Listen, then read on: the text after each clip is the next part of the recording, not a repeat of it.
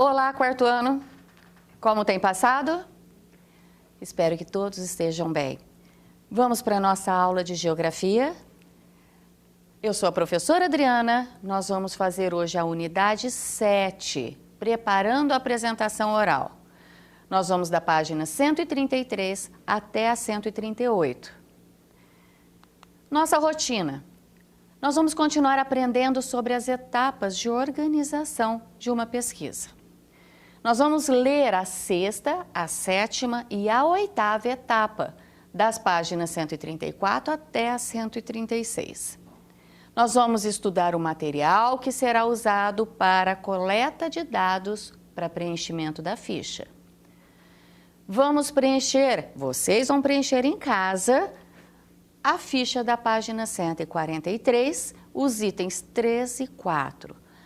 Para isso, vocês vão ter que ler o material que o professor vai disponibilizar, prestar atenção na aula e também terá 2 vídeos, o vídeo 1, que é o Monumento às Bandeiras, e o vídeo 2 sobre tipos de serviços que um governador faz, que o professor vai disponibilizar para vocês. Tarefa nós não iremos fazer da página 138. Depois a professora vai explicar. Tirar as dúvidas, correção e as atividades, mandar para o professor. Vamos iniciar? Já preencheram os itens 1 e 2 da sua ficha de pesquisa? Aula passada foram o item 1 e 2, os dados gerais, as características do nosso estado. Nós começamos a preencher a ficha. Vamos lembrar que a gente fez um trato. Lembram?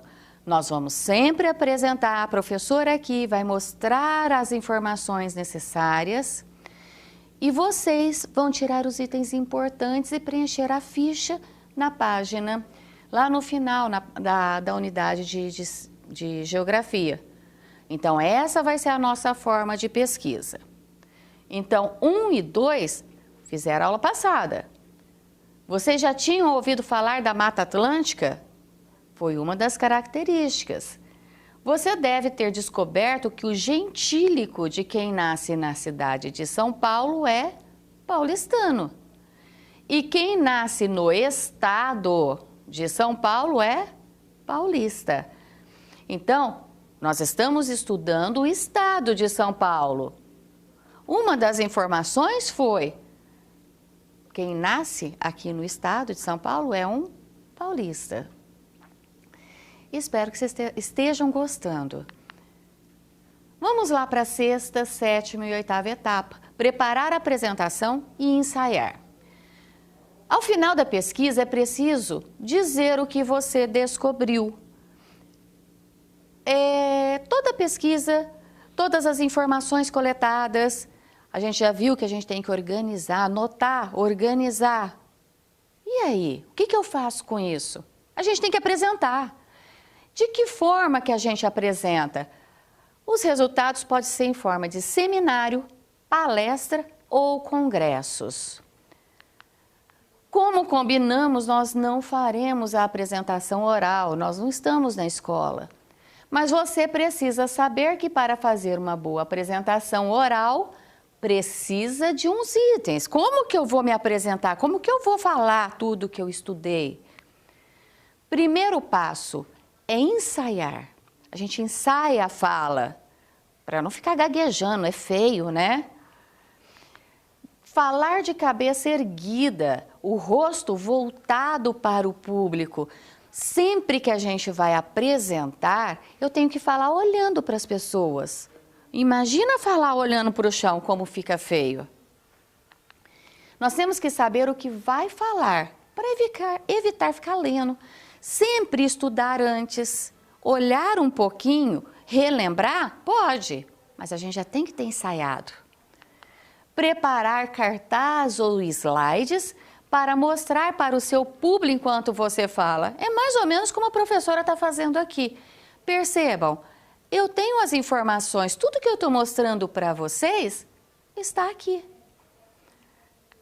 Usar palavras corretas e vocabulário adequado. Eu não vou xingar, não vou falar nome feio, certo? A apresentação tem que estar bonita.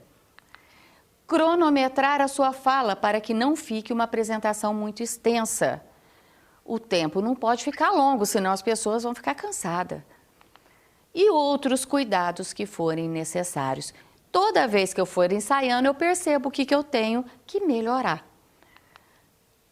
Se você quiser, depois de preencher toda a ficha, depois que nós fizermos toda a nossa pesquisa, você pode fazer uma apresentação para a sua família, aí na sua casa.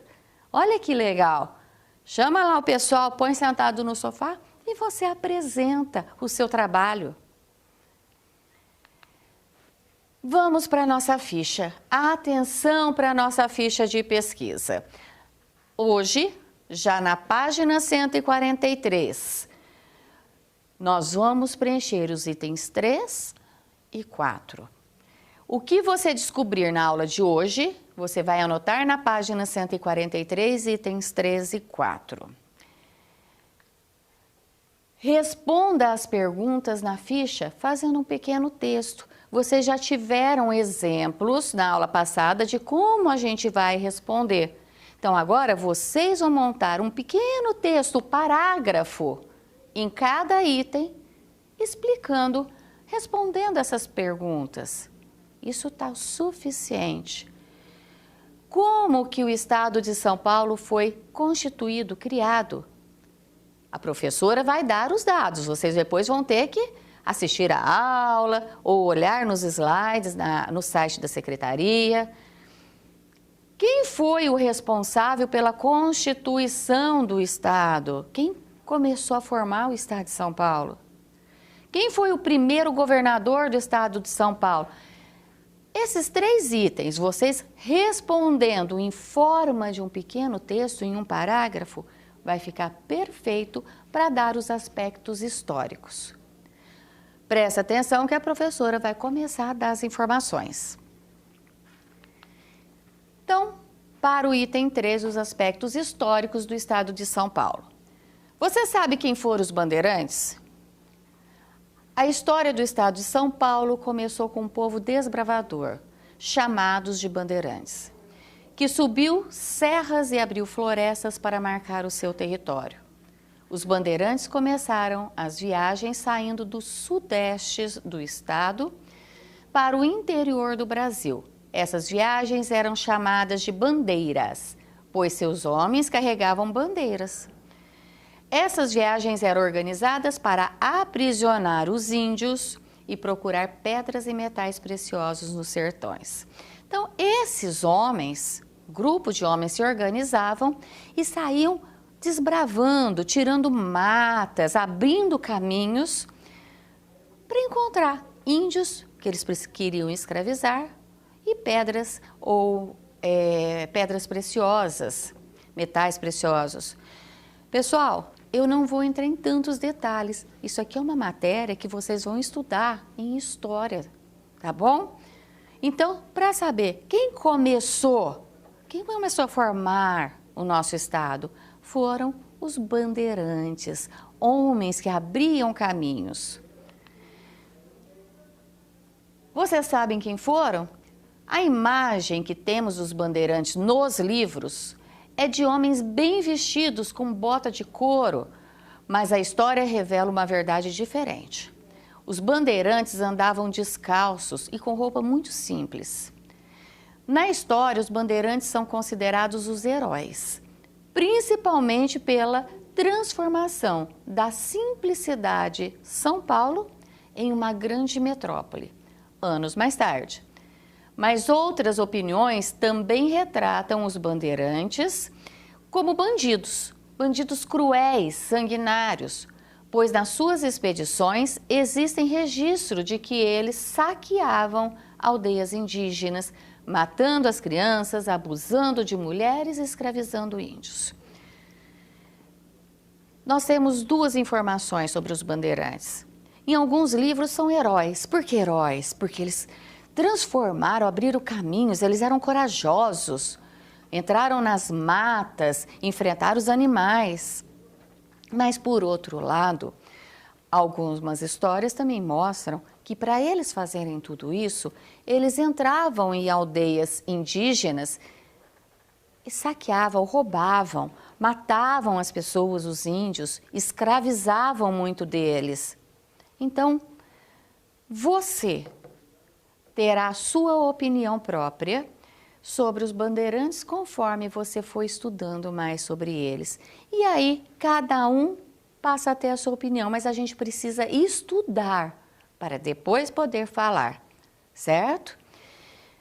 Contudo, sob a influência das características desbravadora de Os Bandeirantes, o paulista, olha lá, a pessoa que nasce em São Paulo, é conhecida como pessoas valentes, que não têm medo dos desafios e levam o trabalho a sério. Por isso, nosso estado é visto como um lugar de grandes oportunidades de trabalho e que leva pessoas de todo lugar do país imigrarem para o estado de São Paulo, principalmente para a sua capital. Quarto ano, vocês viram na nossa primeira aula um vídeo legal que mostra as oportunidades que tem em São Paulo. Vocês viram como é um estado avançado e ele dá muita oferta de trabalho. Então, muitas pessoas saem de todos os estados brasileiros e vêm para o estado de São Paulo, à procura de novas oportunidades. Os caminhos dos bandeirantes. Vamos continuar. Nós estamos falando da formação do nosso estado, a história do nosso estado. De norte a sul, rota dos bandeirantes foram do Pará até o Uruguai. O Uruguai é um país, tá, vizinho do Brasil. Então, Pará é o estado, Uruguai é outro país. Seguindo o curso de grandes rios, as bandeiras costumavam iniciar suas viagens percorrendo o rio Tietê, no estado de São Paulo, rumo ao sul. Algumas chegaram até o Uruguai. Na direção norte, bandeiras alcançaram até o atual estado do Pará. Vamos entender olhando aqui o mapa. Os bandeirantes saíam daqui. Olha aqui o nosso estado de São Paulo. Daqui, olha os caminhos que eles traçavam. Então, através daqui, principalmente onde hoje é a capital São Paulo, os bandeirantes se organizavam e saíam para o sul ou para o norte. Então, eles caminhavam muito e eles foram abrindo. Imaginem, pessoas, quando o nosso Brasil foi descoberto, o que tinha nessa parte aqui? Vocês acham que isso aqui já era dividido desse jeito? Não, né? Lembram? Os portugueses chegaram aqui pelo litoral e começaram a ocupar essa parte. O que tinha aqui para dentro? Somente matas e os índios que já habitavam. Então, esses homens, os bandeirantes, que já estavam nessa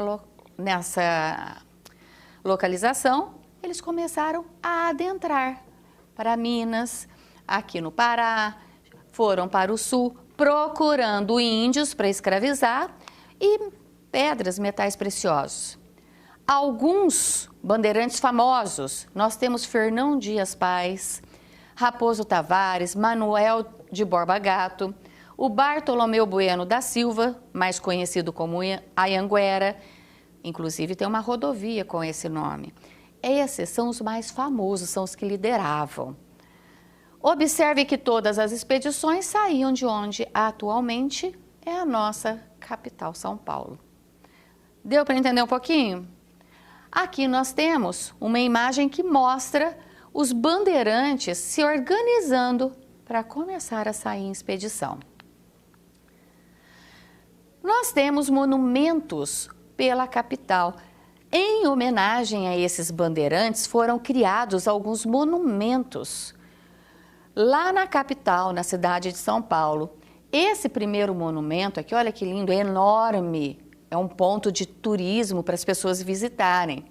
É um monumento às bandeiras. Ele foi feito por Victor Brecheret e inaugurado em 1953 em São Paulo. Trata dos bandeirantes que desbravaram o interior do país em busca de riquezas indígenas para servir de mão de obra. Então, é bonito, é uma homenagem, eles foram importantes. Esse daqui é um outro monumento, Borba Gato, um daqueles principais, o bandeirante que realizou a expedição a Minas Gerais em busca de esmeralda. A esmeralda é uma pedra preciosa, destacando-se por ser um descobridor de Minas. O monumento está em São Paulo e foi inaugurado em 1963. Então, são homenagens. Só São Paulo? Não. Olha um outro monumento. Outros monumentos em homenagem aos bandeirantes estão espalhados por outras cidades do estado. Esse é um monumento na cidade de Santana do Parnaíba, que fica a 1 hora da capital. Então, outras cidades do estado de São Paulo também têm homenagem a esses homens. A professora vai disponibilizar um vídeo que vai falar sobre esse monumento que está em São Paulo, o Monumento às Bandeiras. Assistam, vai trazer informações importantes. Seja curioso, queira aprender. Ainda, item 3, os aspectos históricos. Primeiro governo em São Paulo. Primeiro governo foi Prudente José de Moraes Barros. Prudente de Moraes foi nomeado chefe da junta governativa que governou São Paulo, 16 de 11 de 1889, 16 de novembro de 1889, a 14 de 12 de 1889. Olha lá, ele ficou um mês, ó, 16 de novembro até 14 de dezembro. Ele foi nomeado em seguida com o título de governador no estado de São Paulo, permanecendo no cargo até 18 de outubro de 1890. Antes desse ato, outros títulos eram usados para a pessoa que ficava responsável por governar, que é administrar um estado.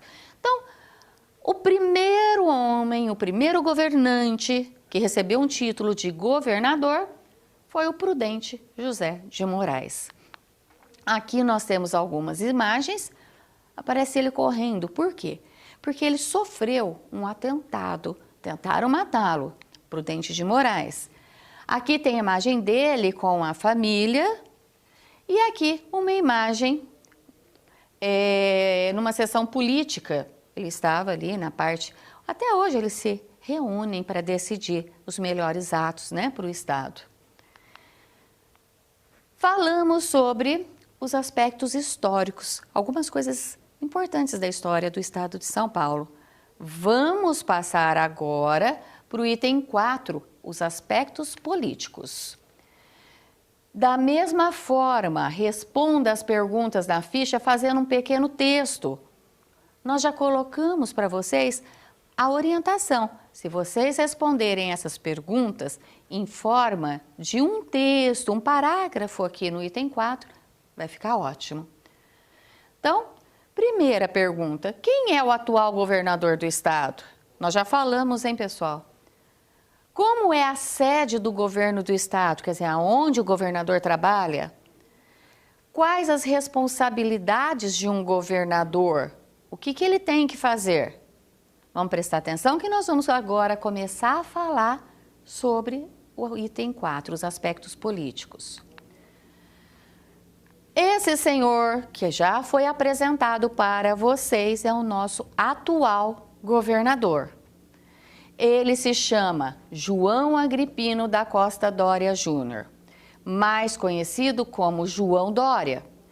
É um empresário, jornalista, publicitário e político brasileiro, filiado ao Partido Social da Democracia Brasileira desde 2001 e é o atual governador de São Paulo. Meus queridos, João Dória, mais conhecido como João Dória, ele é formado, ele é empresário porque ele tem umas empresas e ele é formado, ele fez jornalismo, ele fez publicidade e ele também ele estudou a política. tá? Isso tudo foi estudos. Nascimento, ele nasceu em 16 de dezembro de 1957. Para todos que adoram perguntar, quantos anos a senhora tem, professora? Né? Já veio falando, o nosso governador, ele tem 62 anos. Nasceu em São Paulo, do estado de São Paulo. Cônjuge, ele é casado com Bia Dória desde 1987 e o partido, ele faz parte do Partido da Social Democracia Brasileira. Cargo dele, ele trabalha, ele é o governador de São Paulo desde 2019. O ano passado ele começou a governar.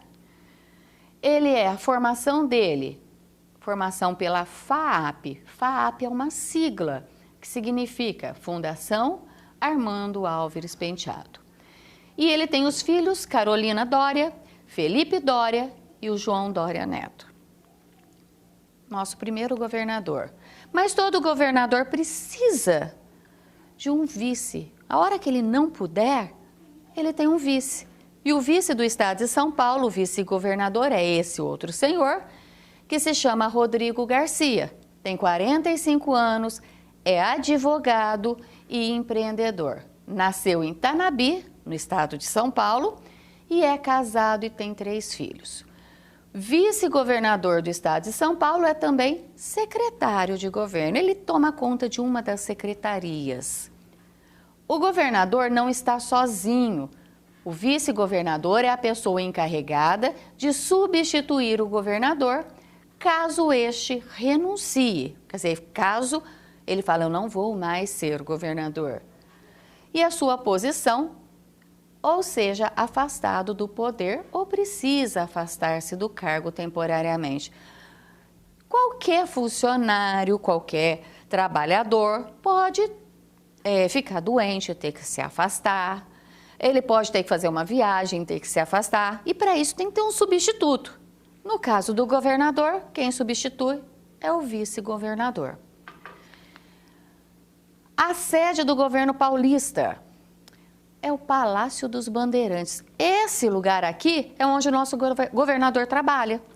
Em 19 de abril de 1964, a sede do governo passou de Campos Elíseos para o Morumbi. Campos Elíseos e Morumbi são bairros da capital paulista, onde o palácio ganhou a denominação Bandeirantes, em homenagem aos pioneiros que expandiram as fronteiras brasileiras.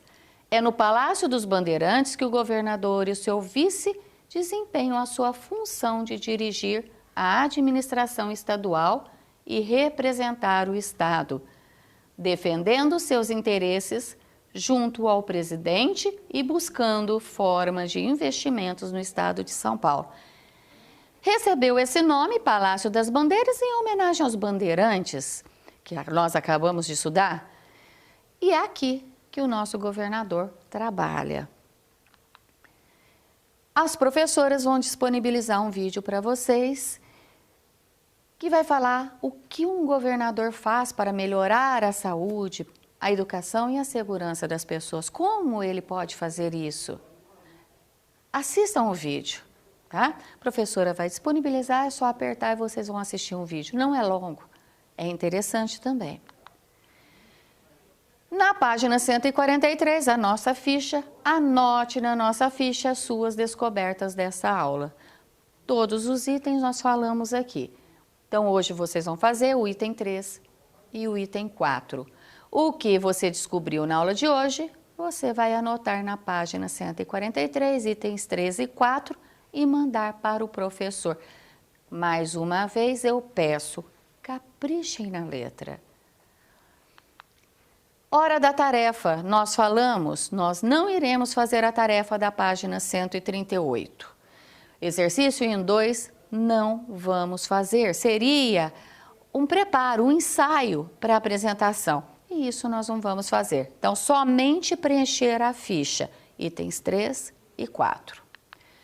Caprichem nas fotos das atividades, assim como vocês capricharam, vocês capricham nas selfies, né? Hora de tirar selfie, tira várias e escolhe a melhor. Faça isso também no trabalho. Tira uma foto, tira duas e manda para o seu professor, somente a que estiver ótima. Combinado? Continuar aprendendo sobre as etapas de organização de uma pesquisa, nós fizemos hoje, lemos a sexta, sétima e oitava etapa, que foi da página 134 até a 136. Estudamos o material que será usado para a coleta de dados para preenchimento da ficha. Vocês agora vão preencher a ficha na página 143, os itens 3 e 4. Leia o material, assista a aula novamente se for preciso.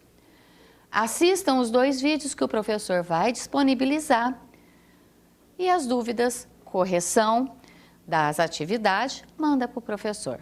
Fiquem com Deus e até a próxima aula.